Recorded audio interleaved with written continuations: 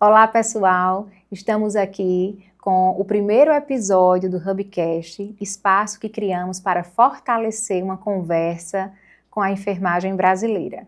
E hoje nós vamos falar sobre amamentação em alusão ao agosto dourado.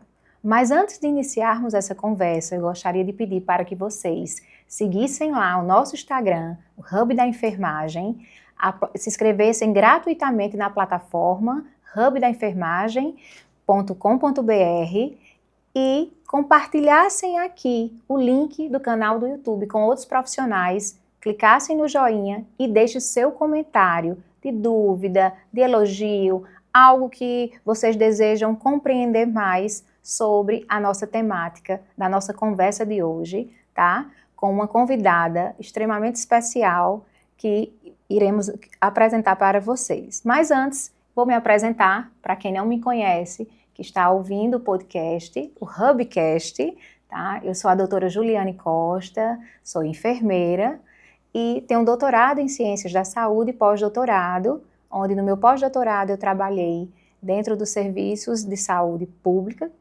da Paraíba, acompanhando todas as doenças negligenciadas, avaliando o perfil dessas doenças e esse comportamento na Paraíba. Sou uma defensora do SUS, porque também sou docente e atuo na área da saúde coletiva.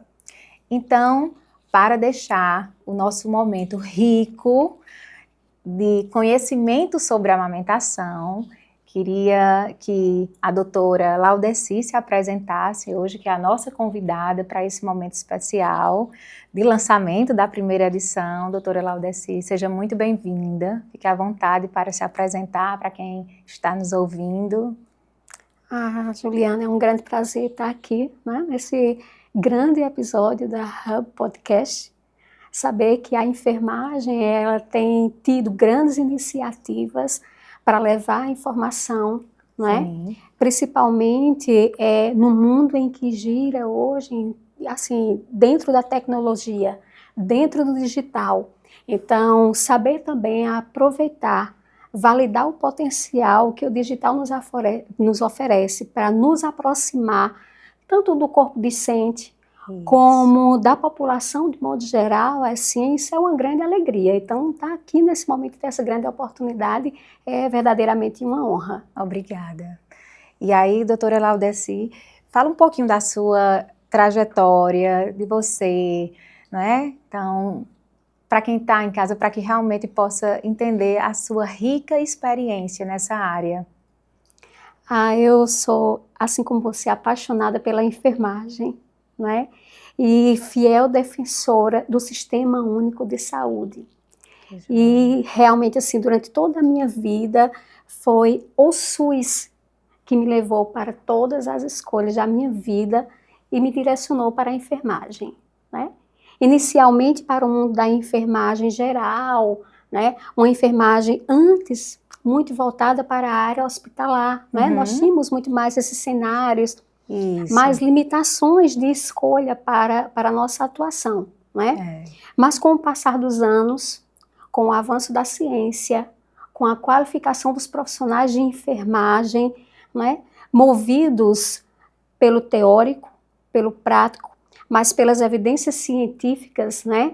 Então, se abriu um leque de atuação. E aí a enfermagem começou a crescer, tanto na área hospitalar, que já sediava esse espaço para a enfermagem, como também na estratégia de saúde da família, que caminha fortalecendo o SUS, né, desde a década de 90, isso é muito bom.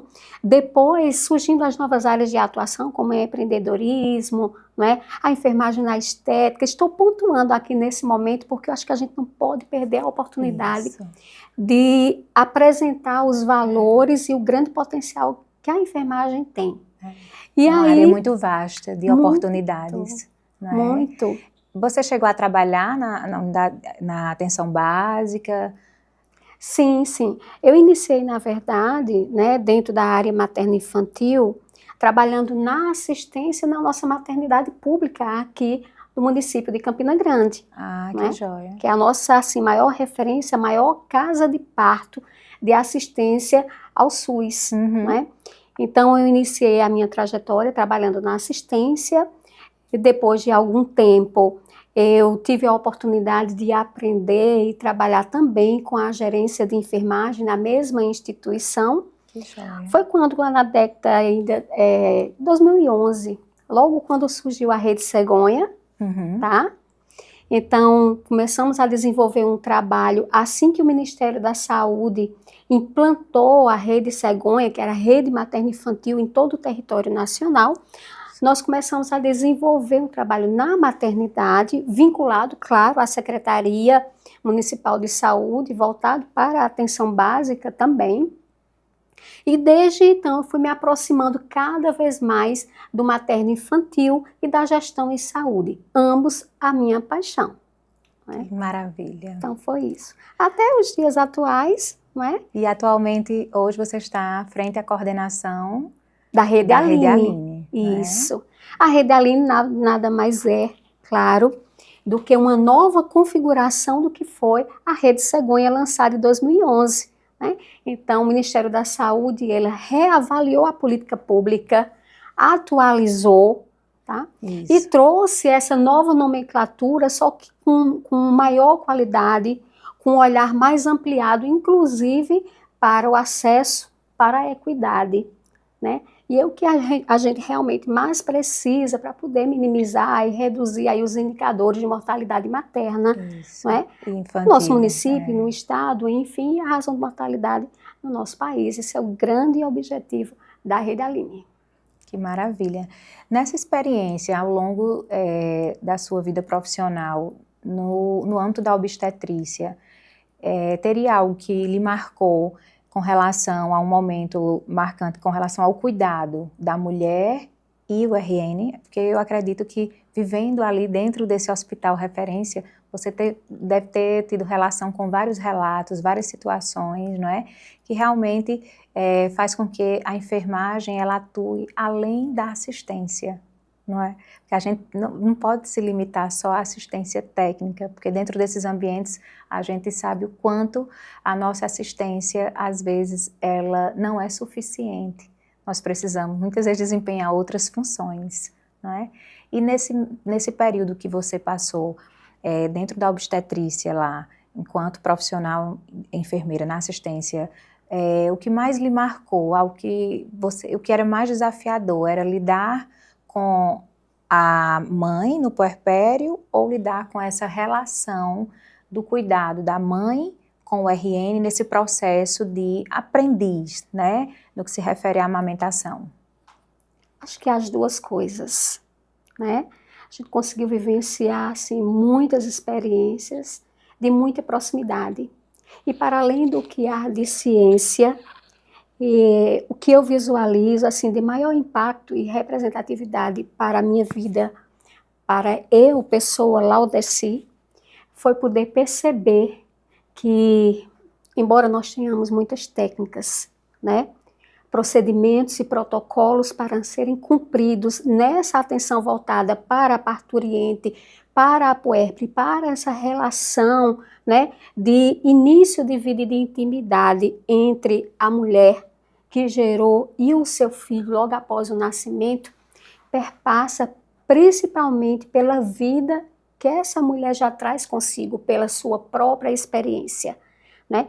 E eu comecei, claro, a observar naquele ambiente que em muitas situações, mesmo sendo uma gestação inédita, ou mesmo sendo uma segunda gestação, uma terceira gestação, a experiência vivida daquela mulher, daquela família, né, eram diferentes uma da outra, tá?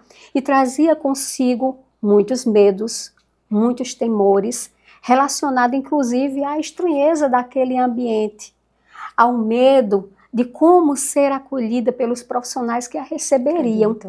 Isso é um grande fator. Verdade. E aí é onde chega a questão do valor para a humanização, para o acolhimento, né? E são coisas que em qualquer lugar, em qualquer espaço, não se precisa de alta complexidade, não se precisa de muitos recursos. É verdade. É só olhar o outro. Isso realmente foi o que mais me tocou e me manteve né, dentro desse segmento do materno-infantil até o momento. Que maravilha. Realmente você fala com muito amor dessa área. Sou apaixonada. E pensando nessa paixão, qual o significado que o Agosto Dourado tem para você, Laudeci? O Agosto Dourado, ele é amplo.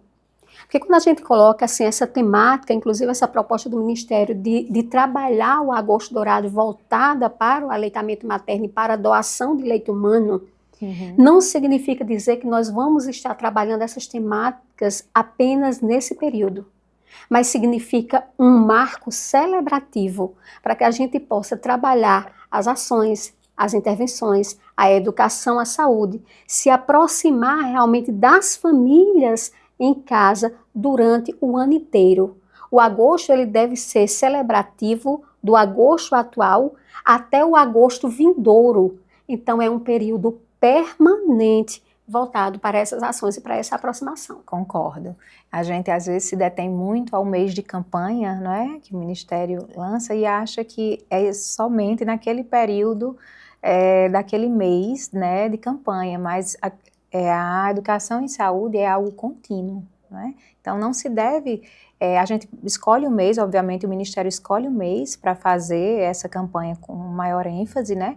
Mas a questão realmente da orientação, da conscientização, isso tem que ser algo contínuo, né? E é importante conscientizar também essas mulheres, porque às vezes existe também a importância da orientação no processo de alta hospitalar com relação à amamentação, à doação também dentro da própria, desse nicho da importância da amamentação também, porque tem muitas mulheres que produzem, né, leite com maior facilidade do que outras mulheres, né, própria de uma ordem fisiológica, né? E aí, às vezes, muitos leites são desperdiçados, não são bem conservados, né? Elas não sabem, não têm essa orientação de que elas podem doar, o local de doação desse leite, né? Que a gente vai chegar mais lá na frente para falar sobre isso. Mas, dentro do seu trabalho, pensando na saúde pública, é algo que você organiza, vocês têm um cronograma específico para cumprir nesse mês de agosto, para realmente tentar atingir a expectativa do que vocês planejaram? É um cronograma que já está mais ou menos pronto? Como é que está? Me conte um pouquinho aí. Na verdade, o cronograma ele faz parte do planejamento, porque celebrar e, enfim, fazer acontecer a celebração, a consolidação do agosto dourado durante todo o mês, né? Ele já faz parte do planejamento no ano anterior, né? Então a gente já se programa para isso. No entanto, as decisões ou o que a gente pensa para executar esse planejamento, eles são impulsionados de acordo com a nossa realidade. Então a gente faz uma avaliação, sobretudo no primeiro quadrimestre do ano, né? Do ano vigente. Certo. Então a gente faz uma avaliação de como estão nossos indicadores, por exemplo, de aleitamento materno, como estamos na maternidade com relação às boas práticas do parto e nascimento, porque tem total relação com a continuidade da lactação depois que a mulher volta para o seu território, para a sua casa. Então, não dá para a gente fazer uma programação para o agosto dourado. É até possível, assim, quando se está distante e vivenciando, só de fora, que não aconteça essa percepção, né? Mas a gente faz de tudo para que não seja, assim, algo realmente engessado, mecânico, repetitivo. Então, a gente olha para os nossos números, e não só para os nossos números, né? Porque a gente considera tanto os nossos indicadores, que são, assim, em número mesmo, total, que é importante para a gente, mas é também muito importante os nossos indicadores qualitativos. Então, a gente pega esse recorte, senta enquanto Rede Aline, porque a Rede Aline, ela tem uma composição que envolve membros da atenção primária, Sociedade Paraibana de Pediatria participa conosco, Maravilha. as instituições de ensino superior que desenvolvem os seus projetos de extensão nos cenários de práticas do nosso município, né? Os profissionais que compõem a estrutura mesmo, o organograma da secretaria, pessoal da atenção básica, as nossas gerências de distrito e representações, por exemplo, de quem está na ponta, profissionais médicos, profissionais enfermeiros e profissionais, né, de outras categorias que faz parte da equipe multiprofissional, assim como também representações da maternidade e do Banco de Leite Humano, que desenvolvem conosco, que faz parte desse grande grupo. Então, a gente realiza primeiro encontros, reuniões planejadas de como nós vamos realizar o Agosto Dourado desse ano. A gente tem que também tomar um parâmetro que é mundial, porque o Agosto Dourado, ele acontece no território nacional, ele acontece no município de Campina Grande, mas ele tem um tema, por exemplo, a seguir, né, que é publicado pelo ABA, né, que é uma grande instituição internacional que a cada Agosto Dourado solicita que em todo o mundo se celebre um tema único, principalmente na primeira semana de agosto, não é, Juliane? Que vai do dia 1 ao dia 7 de agosto. Então, essa instituição, né, ela libera para a gente qual é o tema global, e a partir desse tema global, nós vamos trabalhar, como eu falei para você inicialmente, em cima da nossa realidade. Aí eu vou observar, por exemplo, na maternidade, né? Como é que estão os nossos números? Como é que está a prática de contato pela pele? Como é que está a prática de amamentação iniciada na primeira hora? Esse direito que é daquela mulher, que é do recém-nascido, está sendo cumprido? Como é que está esse número? Então, a gente, enquanto Redalina, avalia, por exemplo, a base desse parâmetro, não é? Relaciona com os processos de educação em saúde voltado para a atenção primária, se está acontecendo, se a puericultura está com regularidade, se a visita puerperal está sendo mantida como deve, porque a gente reconhece que são esses pontos estratégicos que fortalecem a decisão da mulher e da família para continuar a amamentação quando ela chega em casa. Com certeza, concordo. A continuidade é a atenção primária, então não tem como ficar distante desses profissionais, eles realmente, então assim, eu gostei muito quando você pontuou que faz essa avaliação do organograma do município, né? Porque você avalia esses indicadores a nível hospitalar, dentro do serviço de referência, mas você estende, não é, toda essa avaliação para o processo da atenção básica, que é para onde elas vão retornar.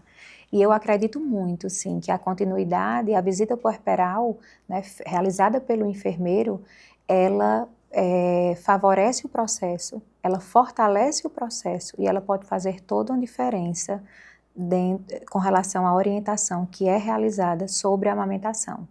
Então, porque é um momento talvez que onde a própria puérpera ela se sente à vontade de retirar todas as dúvidas, ela está em casa, tudo está no conforto dela, então a condição a liberdade de perguntar, de retirar dúvidas, não é, de explicar quais os desafios e as dificuldades que estão ocorrendo dentro do processo de amamentação, eu acho que elas verbalizam com a maior facilidade. Não é? Eu acho que essa relação, embora que a gente sabe que na alta, na assistência hospitalar, mas é diferente, muitas vezes elas estão dividindo ali uma enfermaria com mais 2, 3 puérperas, né? Às vezes dentro do processo de alta, se sentem às vezes, já estão ali dentro daquele ambiente com um desejo enorme de voltar para as suas casas e às vezes não perguntam, né, não retiram todas as dúvidas, né, não realizam todas as perguntas necessárias que possam dar realmente uma condição de compreensão, de entendimento para a continuidade dessa amamentação. Então, já de antemão, já parabenizo pela extensão que vocês fazem, esse cuidado dessa avaliação na atenção primária.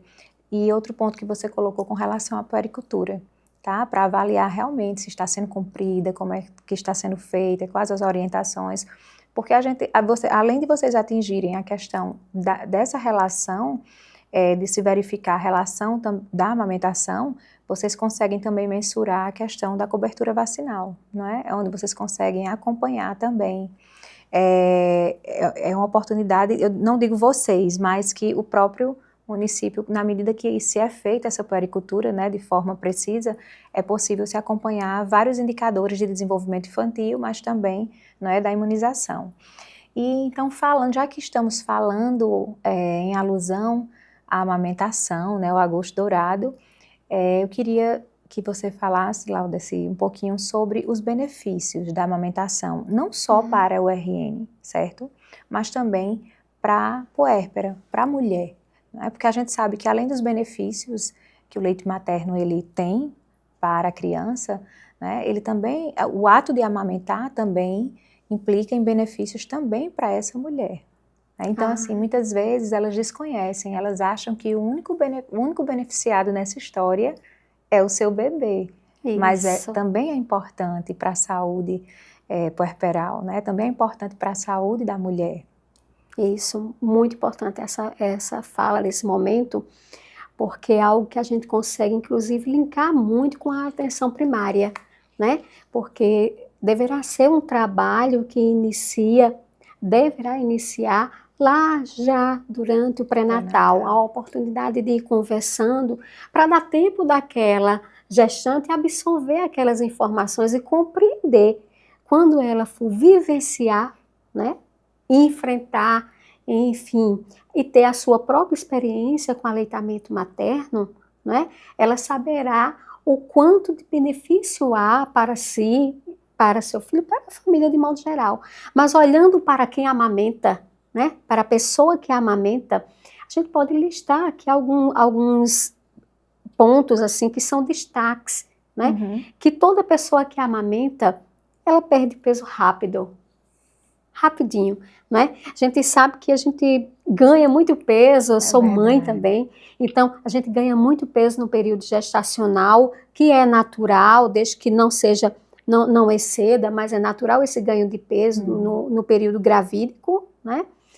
E quando a gente não amamenta, isso é comprovado, isso é ciência, né? Quando você não inicia e não mantém a amamentação, a sua perda de peso e o retorno do seu corpo para antes do que você tinha antes de engravidar, na verdade, você não consegue alcançar tão rapidamente, você vai ter mais dificuldade, né? Então a amamentação ela acelera esse processo de perda de peso que foi um ganho durante o período gestacional. Uma outra coisa é que quando você amamenta, né, já é sabido que há uma proteção, por exemplo, para a sua vida futura com relação à proteção para algumas doenças. Então, é comprovado, por exemplo, que a pessoa que amamenta, ela terá menores chances de desenvolver, de ter um câncer futuro, né, mamário, por exemplo. Então, um benefício maior para você que amamenta do que isso, né? Então, realmente pensar na sua saúde futura, manter a amamentação. Para além disso, a própria vinculação, né, que a amamentação faz acontecer entre a pessoa que amamenta, né, e o filho que é amamentado. Nós sabemos que é preciso falar no Brasil, é preciso falar onde nós atuamos, na atenção primária, principalmente, Juliane, para que a gente olhe para o território, para que se veja que há ainda invisibilidade, que há situações que não são assim tão fechadinhas, que não é um roteiro, que há vulnerabilidade social, que há um déficit ainda de acesso à educação, a questão cultural. Então, aquela mulher, como você até falou no início, ela não sabe desses benefícios.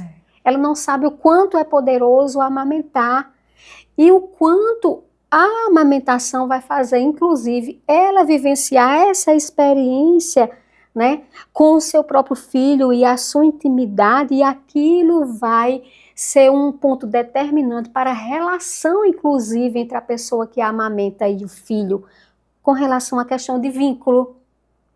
Não é? Verdade. Então, são muitos benefícios. E algo também que eu vejo que os profissionais de enfermagem, né, eles precisam ter essa consciência cada vez mais sobre essa relação de orientação materno-infantil, como você coloca, porque muitas vezes a questão da amamentação, eles se pautam muito no que é preconizado para a amamentação à criança e muitas vezes eles esquecem de mostrar os benefícios maternos.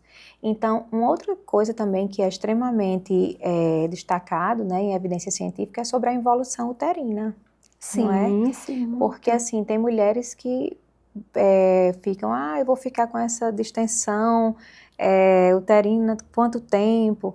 Então, até os próprios profissionais, muitas vezes, eles não sabem até abordarem sobre essa involução uterina, porque o útero ele evolui, né, durante o processo, o período gestacional, mas ele também, após o parto, ele precisa involuir. Então, na medida que o profissional orienta, que essa mãe amamenta, que esse útero vai evoluir, porque ele tem 6 meses para uma involução natural, né, para aquela mulher que amamenta, né? Então, assim, é um outro benefício também.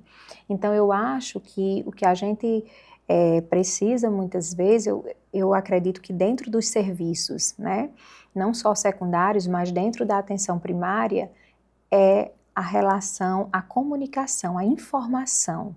Porque uma das barreiras de acesso que eu enxergo dentro da atenção primária, dentro dos territórios, como você bem colocou, justamente proveniente de uma vulnerabilidade, é a falta de informação, é a falta de orientação. Então, nós temos dentro do serviço público um problema seríssimo, que é a falta, muitas vezes, de informação e comunicação. E isso é algo que, muitas vezes, ele pode minimizar, ele pode melhorar indicadores, ele pode tornar uma orientação, ela não precisa ter termos científicos difíceis para a enfermagem se capacitar e levar informação à sua gestante e à sua puérpera, né? Porque é como você diz, é algo que tem que ser trabalhado a partir do pré-natal, né? Então, quando ela chegar dentro do serviço secundário, ela já tem que vir com a bagagem de conhecimento esclarecida. Então, ali serão outras informações importantes que ela recebe, mas ela vai retornar para a atenção primária. Então, é muito importante que esses profissionais da atenção primária, esses enfermeiros da atenção primária, eles tenham esse esclarecimento e esse compromisso, acima de tudo, com essa gestante, com essa puérpera e com esse RN, né? E aí, eu queria que você falasse um pouquinho para os profissionais de enfermagem, né, também para os acadêmicos de enfermagem que acompanham aqui o canal, né, que agora vão começar a acompanhar esse espaço do Hubcast, que você falasse um pouquinho para eles do benefício do aleitamento, da composição do aleitamento materno, do primeiro momento de amamentação, que a gente sabe que libera ali, né, o colostro, o que é o colostro, porque alguns estudantes, alguns profissionais estão nos assistindo, mas conhecem, alguns podem não estarem recordando, e os que estão ainda na graduação de enfermagem, eles possam ter esse esclarecimento sobre a composição do leite materno e esse benefício ali nas primeiras horas de amamentação. Ah, sim, muito bom, é muito importante. E como é bom a gente trazer o profissional de enfermagem, né, para esse cenário que sempre foi seu, porque o aleitamento materno e a amamentação, ela é um espaço muito conhecido da enfermagem, que sempre visualizou, assim, com sensibilidade, a vivência, né, da mulher e com o seu filho durante aquela amamentação, durante a prática da amamentação. Mas é importante a gente reiterar que o profissional de enfermagem, como você falou, Juliane, precisa saber prioritariamente que amamentar não é instintivo, né? Que amamentar envolve múltiplos fatores, e dentre eles, claro, a nutrição do recém-nascido. E aí a gente trata dessa questão da composição, que é importante que desde a academia, né, os nossos discentes, eles conheçam o que é o aleitamento materno, que o leite, ele tem em sua composição tudo realmente que o recém-nascido precisa. Tudo, sem exceção. Então, o leite materno, ele é riquíssimo em água, ele é rico em gordura e riquíssimo em proteína. Então, só olhando para a composição do leite materno, é possível a gente já identificar, assim, os múltiplos benefícios que tem para a saúde da criança e não só a saúde na primeira infância. É preciso pensar que manter esse aleitamento, né, essa amamentação, sobretudo exclusivo durante os 6 meses, é preciso, inclusive, até deixar claro, porque antes nós tínhamos uma orientação, né, de 6 meses exclusivos, mas depois de 4 meses, depende da situação, fazer complementar, iniciar complementar. Claro, cada situação deverá ser vista. O profissional de enfermagem que atua principalmente na atenção primária, né, precisa olhar para aquela pessoa na sua individualidade e avaliar o individual daquela família para poder levar ou despertar para essa compreensão e trabalhar para que a gente possa não ter descontinuidade da amamentação. O objetivo do Ministério da Saúde e das políticas públicas, sobretudo da Rede Aline, é que o aleitamento materno ele seja iniciado o mais rápido, precocemente mesmo, na maternidade, como eu falei anteriormente, né, na primeira hora, se possível, mas há uma obrigação, Laudeci, do bebê nascer e já colocar no peito, e já pegar o peito e já amamar. Isso não é mecânico, isso não é assim, né? A amamentação não pode ser vista de modo instintivo, ela é realmente construção.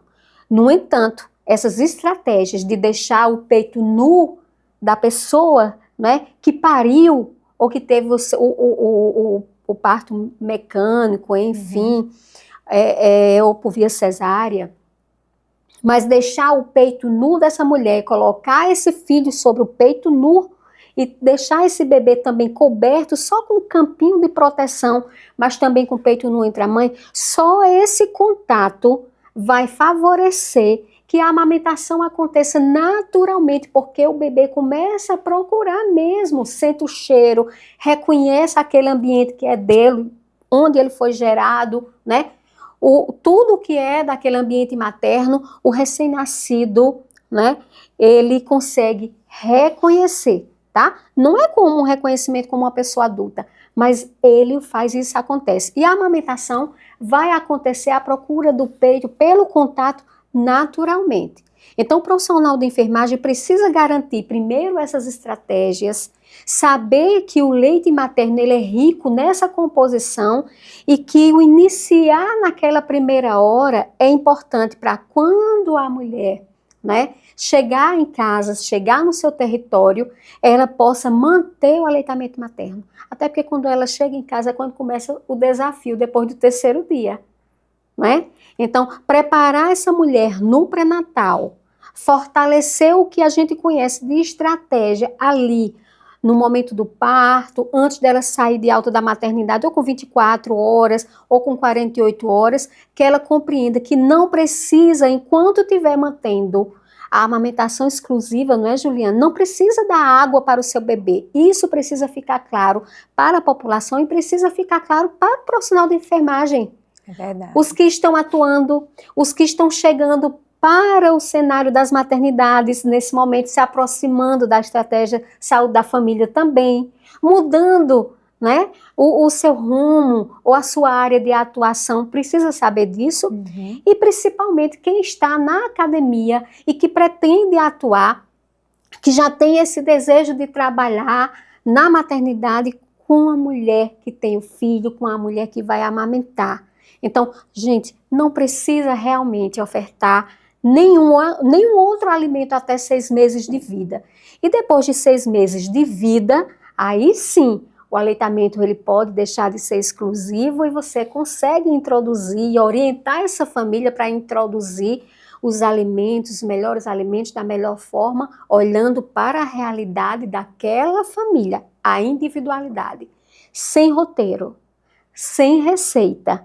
Então, é isso a base realmente de manter a aleitamento materno. É interessante que você falou sobre o desafio do terceiro dia, né, quando ele chega em casa, porque assim, a gente também, enquanto profissional de enfermagem, a gente não pode romantizar muito, não é, Laudeci? Porque existem esses desafios, né? E você acha que o profissional que ele orienta romantizando muito, por exemplo, o ato de amamentar, quais consequências assim você acha que pode realmente trazer para essa mulher que recebe com muito romantismo? Porque eu acho que quando uma orientação ela é mais pautada por exemplo, realmente na realidade, não é? Explicando o que é desafiador, o que é que pode acontecer. Eu gostaria até que você pontuasse, não é? Quais as maiores intercorrências que ocorrem com a mama, né? Sim. Quais são as maiores dificuldades que elas apresentam, para que o profissional ele até entenda, né? Como ele pode realmente construir a sua fala de orientação, o seu planejamento de orientação, tanto durante o pré-natal, mas também durante a visita puerperal. Isso, muito importante. Olha, acho que um dos maiores desafios realmente que a gente enfrenta para manter a lactação, isso falando enquanto mulher, tá? E também no que eu visualizo e pude experienciar na prática, pela vivência das famílias, é que realmente você pode ter e deve receber todas as orientações durante o pré-natal, ter a garantia das boas práticas do parto e nascimento e todas as estratégias que eu falei anteriormente, pensando na manutenção da lactação de forma segura, sem interrupção, amamentação exclusiva por 6 meses, levando até 2 anos ou mais, sabendo na ponta da língua, como nós estamos aqui conversando e dialogando, o que é benefício do aleitamento materno, por que manter ou não, é muito fácil, sabe, incorporar e ter isso na cabeça. Mas quando você está gestando, quando você tem o seu filho e você vai viver a sua própria experiência, aí você vai precisar realmente sair do que a literatura sai. A mulher, ela não vai viver o que a literatura está dizendo, não necessariamente. Ela vai ter a sua experiência exclusiva. E essa experiência que é única daquela mulher que amamenta deve ser reconhecida pelo profissional de enfermagem. É preciso que a mulher saiba que nem sempre ela vai conseguir amamentar como ela gostaria, como ela se preparou, como ela foi orientada, né? Que a amamentação, ela vai sim alcançar esse nível. Ela vai chegar ao dia de você amamentar com tranquilidade e sem desconfortos. Mas a gente não pode omitir a informação, mentir para aquela pessoa que teve o seu bebê, que acabou de chegar em casa, que não vai sentir dor. Porque é natural e está inerente à prática da amamentação que uma mama que antes ela estava com um volume, né, um determinado volume, depois do terceiro dia começa a produção maior, que é o período da apojadura, né, a maior produção láctea depois do terceiro dia, e aí é quando a mulher começa a perceber alguns desconfortos. Nós falávamos no início, né, Juliane, que algumas mulheres têm uma produção maior do que outras, né? O modo que ela também está amamentando, ou se está mantendo exclusivo, ou se está oferecendo algo, por qualquer motivo, entre as mamadas, isso também pode estar interferindo. Então, essa mama pode estar ficando muito cheia. Aquele bebê pode não estar tendo, né, uma boa pega ao mamilo, à areola, a mama daquela mulher durante a amamentação, né? Porque a mama está dura, a mama está dolorida, não é? É uma coisa que a gente chama de engurgitamento mamário. Isso pode acontecer muito levado pela má pega, e que pode sim ser corrigido com estratégia simples, com reposicionamento, com orientação de como a mulher deve amamentar de uma forma mais confortável, de que a mulher precisa também ter o seu tempo de cuidado, de comer bem, de tomar água, Porque a sabe? desidratação interfere também, Interfere. né? Então, assim, quer a amamentação segura, a gente precisa também cuidar, não só do bebê, não é só nutrição, né? Precisa olhar para essa mulher. Então, não romantizar, essa palavra que você nos trouxe aqui, Juliane, ela diz tudo, muitas vezes, que leva à desconstrução, muitas vezes, de tudo que você fez durante o pré-natal. Você passou o pré-natal todinho trabalhando com essa mulher, trabalhou o plano de parto, fez educação em saúde, fez pré-natal coletivo, orientou aleitamento materno, disse a ela que quando a mama fica muito cheia, é só fazer uma massagem, espremer um pouquinho, tira o excesso, leva para o banco de leite humano. Não é assim. É verdade. Porque o mamilo fica sensível, porque a mama pode ficar dolorida, porque se tiver má pega, a mama pode ter aquelas rachaduras que a gente conhece, porque essa mulher ela pode ter um caso de mastite, ela pode não saber ou não ter recebido também a orientação de que mesmo com uma mama com mastite, ela pode continuar amamentando na outra, né? E não passar essas orientações sobre possibilidade de acontecer dor no local do mamilo durante a mamada, a mama ficar muito endurecida, ficar engurgitada, ela ter a mastite, ela sentir, ela perceber que sua mama, uma ou outra, está mais avermelhada, ela perceber que ela está com aumento da temperatura corporal, tá? Ela, de repente, chegar até ter um abscesso mamário, tudo isso são fatores que podem acontecer. E mais importante do que a gente reconhecer que isso pode acontecer, é não culpabilizar aquela mulher por não manter aquele processo bonito que a gente espera que aconteça. É verdade. E que pode ainda acontecer. Mas se você não tiver cuidado na condução, né, disso, diante da intercorrência mamária, e não decepcioná-la com relação a esse período, de como recuperar a amamentação, mesmo vivenciando essas situações, você pode frustrar para sempre essa mulher e essa família, esse filho, para garantir a amamentação. Não só da gestação que houve agora, não só desse filho que nasceu agora, mas vai marcar tanto o momento dolorido que foi vivenciado, que ela pode não querer, nas experiências futuras de sua maternidade, retomar e vivenciar a amamentação, ou mesmo retomar a amamentação nesse momento, com o seu filho atual. Então, precisa ser claro. Precisa. Muito bem esclarecido. Até porque eu acredito que os profissionais, eles precisam, quando você falou a palavra culpabilizar, eu achei extremamente importante, porque às vezes tem alguns profissionais que se tornam tão técnicos, né, na maneira de ser. Então a enfermagem, gente, tem uma relação extremamente direta e uma responsabilidade muito grande nesse processo de desempenho da amamentação. Então, nós somos a categoria, né, a profissão que estamos ali, nessa assistência direta, nesse cuidado. Então, às vezes, tem profissionais que dizem, mãe, você não está colocando direito, olha, vai provocar isso, vai fazer aquilo. Mas, às vezes, porque o profissional precisa colocar, de fato, a mão na massa ali, fazer a prega junto com a mãe, colocar a boquinha do RN ali, ajudá-la a posicionar, não é?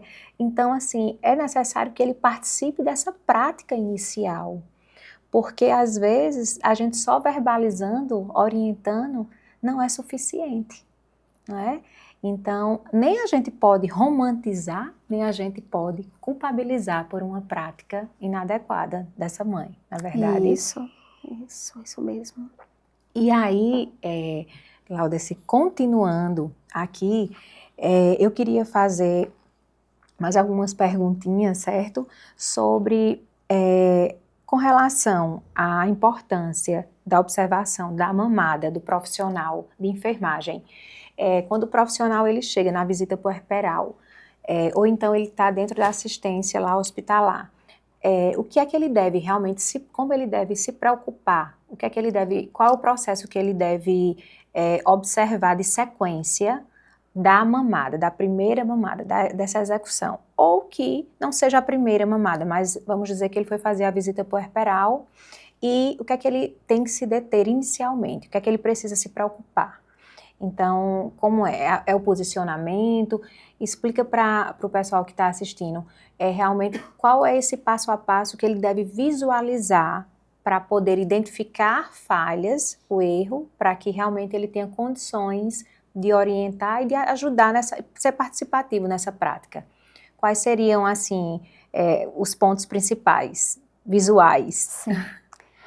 Primeira coisa é exatamente usar esse sentido que você falou. É o visual. É chegar num ambiente, seja na enfermaria individual, seja na enfermaria coletiva, que normalmente é a que a gente conduz dentro do Sistema Único de Saúde, não é? A gente, minimamente com 2 leitos ou 4, no alojamento conjunto, independente disso. Então, se você, enfermeiro, precisa adentrar esse espaço, primeiro observando aquele cenário, aquele ambiente. Observar também, antes de qualquer intervenção, quem está como acompanhante. Muitas vezes a mulher está amamentando, ela está colocando o seu bebê ao colo para amamentar, ela sabe como fazê-lo, ela tem habilidades, ela recebeu orientação, ela tem expertise, ela tem o desejo, tá? É sempre bom falar, né, que, principalmente agora no agosto dourado, é que a amamentação não é instintivo, que não é receita, que não podemos frustrar, que não podemos culpar, que não há uma obrigatoriedade. É preciso que haja primeiro um desejo individual. E aí, quando eu chego nesse cenário, nessa enfermaria coletiva, eu preciso saber quem está acompanhando. É o acompanhante de livre escolha dessa mulher? É a pessoa que está acompanhando, ela tem intimidade com esse acompanhante? Ou foi alguém que chegou, sabe, pela oportunidade ou pela necessidade daquela mulher que tinha restrições de rede de apoio, por exemplo? E às vezes a gente não pensa nisso, não né? é? Então, se eu fizer uma intervenção voltada só para a mulher, para orientar e não envolver aquele acompanhante, muito provavelmente essa orientação poderá ser desconstruída. Verdade. Se não foi aquele acompanhante que vem junto com essa mulher na vivência da gestação. Então, primeira coisa que o profissional de enfermagem precisa fazer, isso na maternidade ou mesmo em casa, na visita puerperal, é saber quem está com você hoje. Não é? Primeiro quebrar o gelo e tentar se aproximar, vincular. Né? No cenário da maternidade, que é um ambiente de natureza hospitalar, o profissional de enfermagem ele trabalha como plantonista. Isso. Então é possível que esse plantonista esteja hoje e pode ser que não esteja amanhã com essa mesma mulher. Exato. Então o profissional deverá ter expertise de se vincular àquela mulher que está amamentando e ao acompanhante para poder desenvolver segurança na amamentação e que o seu próprio colega do dia seguinte possa continuar nesse trabalho, porque a gente sabe que a enfermagem ela trabalha com o mesmo padrão. Então, a continuidade da garantia dessa assistência para intervir nesse momento ou fazer alguma correção, que seja feita, né, junto com a mãe, com o acompanhante que está com ela naquele momento, que eu não sei se foi o de livre escolha ou não, e que eu possa fazer a intervenção primeiro corrigindo posicionamento. Uma mulher que não está sentada, então imagine numa enfermaria coletiva do Sistema Único de Saúde, Certo. Se dentro daquela estrutura, e nós não estamos falando aqui que a gente precisa de um grande conforto, que a gente precisa de um jarro, que a gente precisa de algo tão belo, não. Não é necessário tanto, mas é necessário que com o que você dispõe, você consiga romper barreiras ambientais e estruturais na própria enfermaria e colaborar para que aquela mulher se sinta capaz de amamentar. Então, observar se naquela enfermaria aquela cama está muito baixa. Será que aquela cama, se ela tiver uma maior dimensão corporal, aquela mulher, será que eu não preciso mudá-la de cama para uma outra enfermaria que ela possa ficar confortável? Será que para as primeiras mamadas, já que essa mulher está tendo dificuldade, eu estou vendo que o bebê pega o mamilo, veja que tudo vem dos sentidos. Ouvir, né? Ver, sentir, estar atento a todos os sentidos e ao ambiente, para que eu possa fazer a intervenção. Então, não chega com receita do que deve ser feito. Primeiro observa se o bebê está pegando o mamilo, se está soltando frequentemente, se não está fazendo aquele barulhinho, né, que é característico de quando o leite está aqui na bochecha, se eu não observo que o bebê está deglutindo adequadamente, se ele solta frequente e os choros são frequentes também, se a mulher se afasta um pouco a mama, porque quanto mais isso acontece, mais a gente percebe que ela está sentindo um pouco de desconforto pela sensibilidade do mamilo. Então, primeiro observe esse ambiente. Eu tento fazer intervenções direcionadas sempre para a individualidade, tá? Pegar uma cadeira que eu tenha disponível, a melhor forma, às vezes, de fazer com que a mulher possa compreender a melhor posição para mamar, para dar mamar, né? Então, às vezes, tirar aquela mulher daquela cama um pouquinho.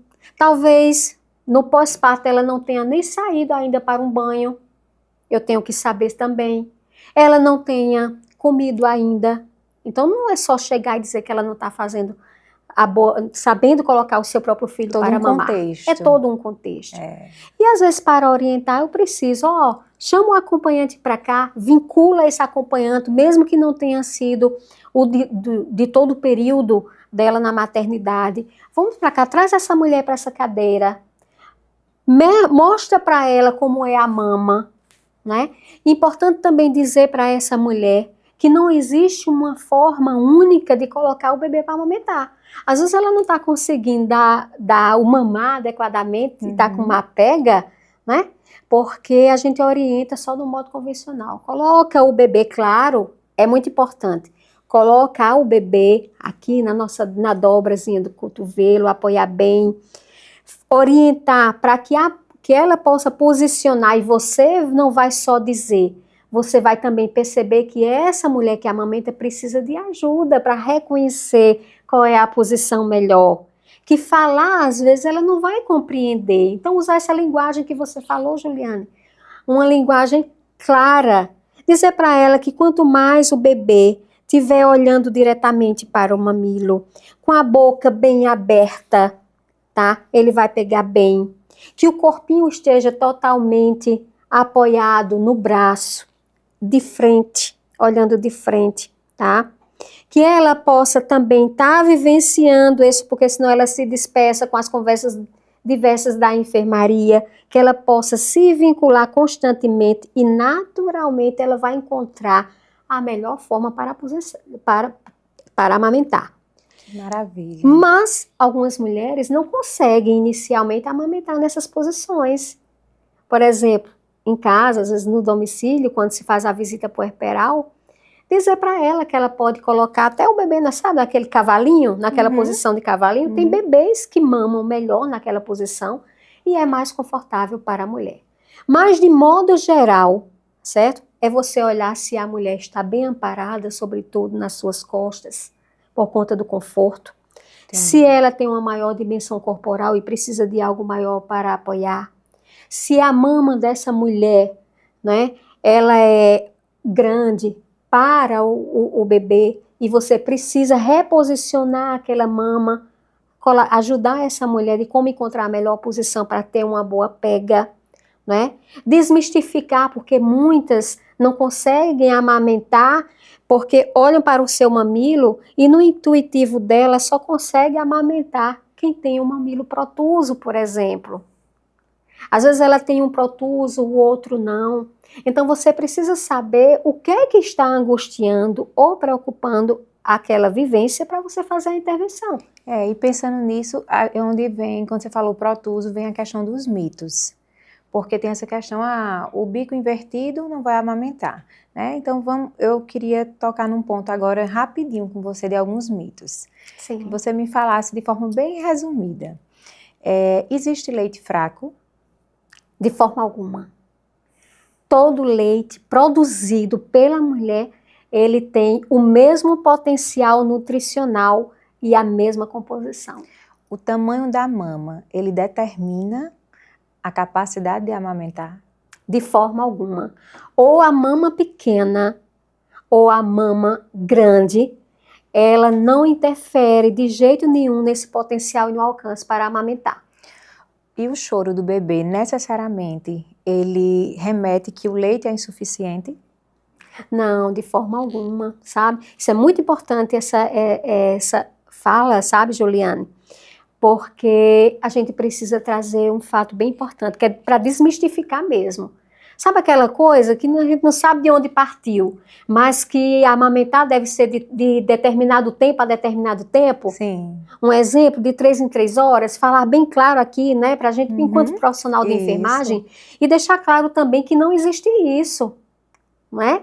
Verdade. Que o aleitamento materno, a amamentação, ela tem o tempo ideal e que é definido pela mãe e pelo filho, né? Então, há crianças que terão uma necessidade, recém-nascidos, uma necessidade mais frequente de ir ao peito, e ele deve ser levado ao peito sempre que o bebê quiser mamar, né? Não existe um horário determinado.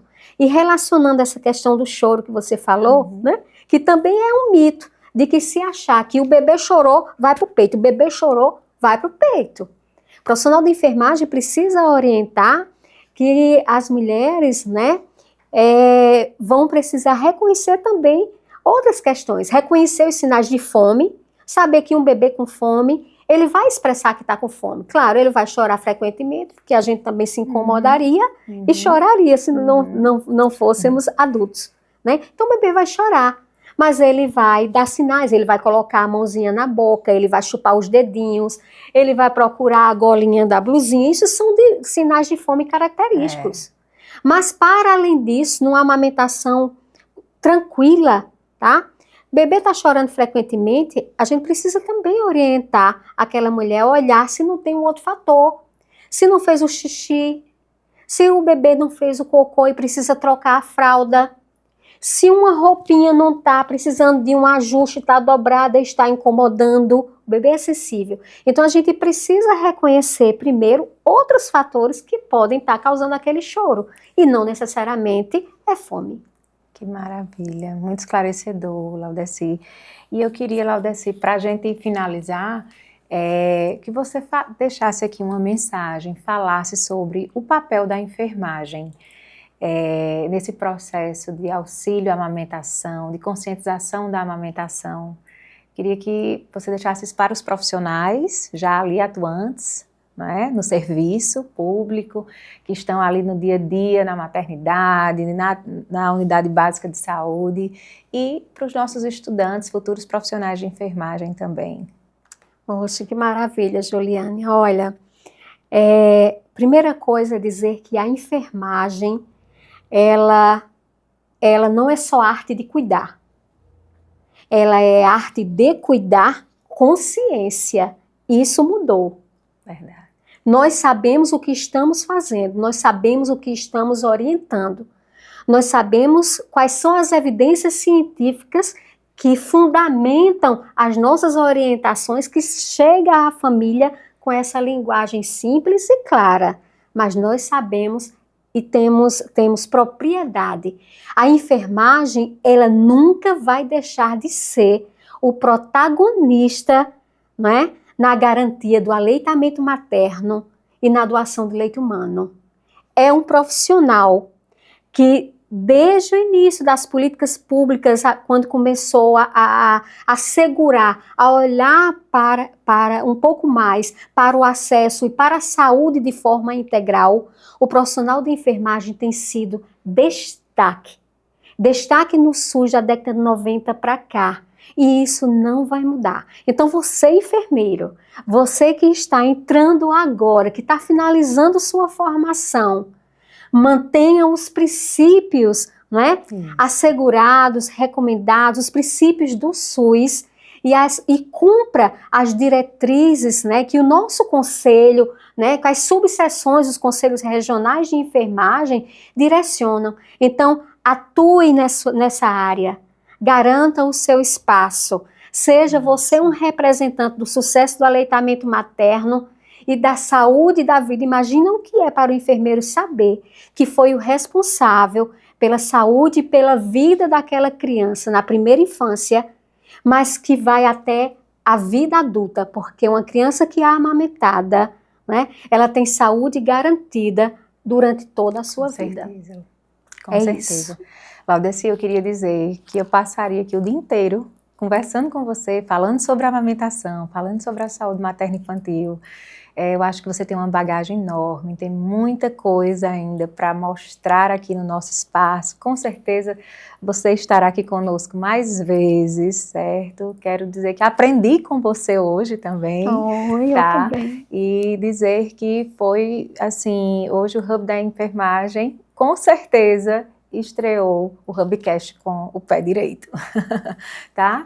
Então, quero dizer que estou muito feliz com sua presença, parabéns pelo seu trabalho, parabéns pela maneira como você fala sobre a amamentação, pela consciência e parabéns por você também ser uma defensora do SUS. Eu fico muito feliz quando eu encontro pessoas que falam com o SUS com a felicidade e o reconhecimento que você fala, tá?